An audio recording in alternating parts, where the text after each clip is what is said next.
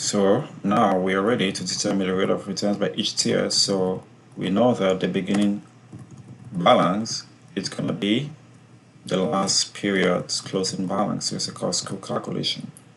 And now the injections by the limited partners, the equity injected by the limited partners is going to be equal to, we just reference, switch the sign and make that amount a positive because it's cash inflow. And then we want to account for the accrued returns. So before we account for the accrued returns, there was something which we want to talk about. So we know that the returns are going to be accrued up to the point that this hurdle rate is reached, and then we can now pay off the limited partners everything in one bullet payment. So that's exactly what we're trying to do in this model.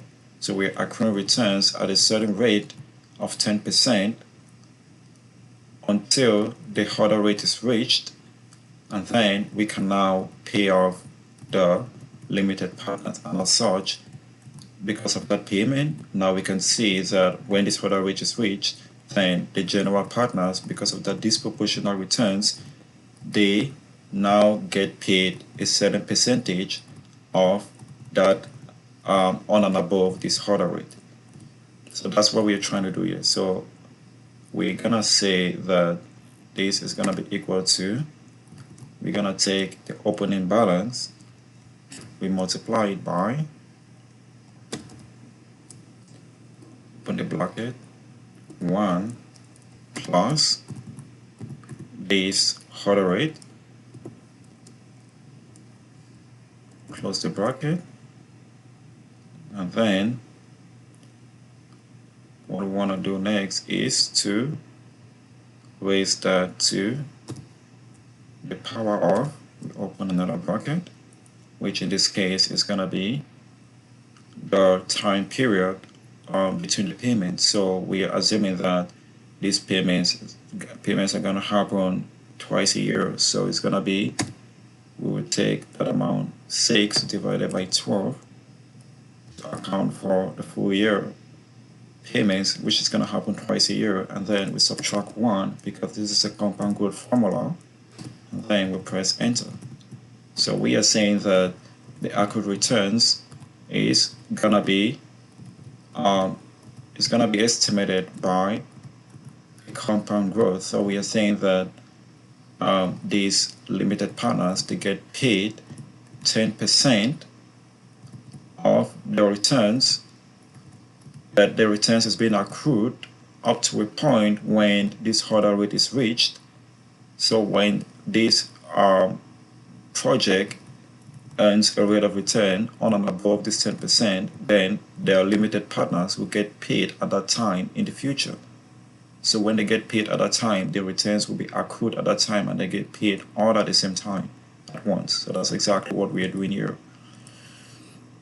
So for the limited partner distribution is going to be based on, so we know that the percent, we're going to assign the distribution to be, for tier 1, it is 90%.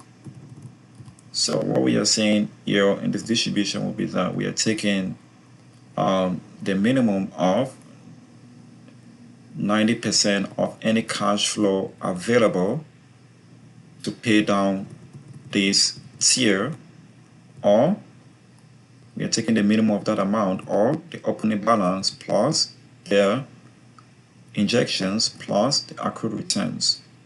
So that's what we're trying to do here. So it's going to be equal to, if in bracket there is cash available, it means if this amount is greater than 0, then give us the minimum of, we're going to take this 90% to distribute, reference that cell with F4, and we multiply it by the amount of cash that is available. We take the minimum of that, or the opening balance plus the injections plus the accrued returns. That's what we are doing here. Close that bracket, otherwise 0, close the bracket, and we'll press enter. So now the closing balance is going to be equal to the opening plus the injections plus the accrued returns, and then we deduct the contributions to the limited partners. We cannot take all of this to the end of the project life.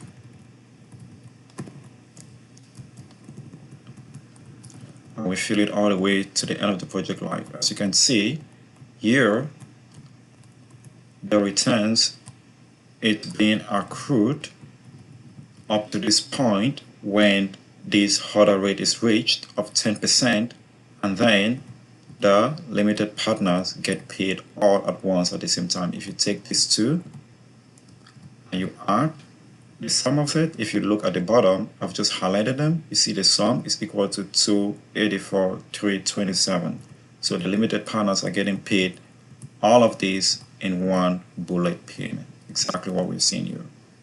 We're gonna do the same thing for the tier 2, but first we have to account for the limited partner distributions and the distribution that's gonna go to the general partners as well. So we're gonna be doing that in the next video.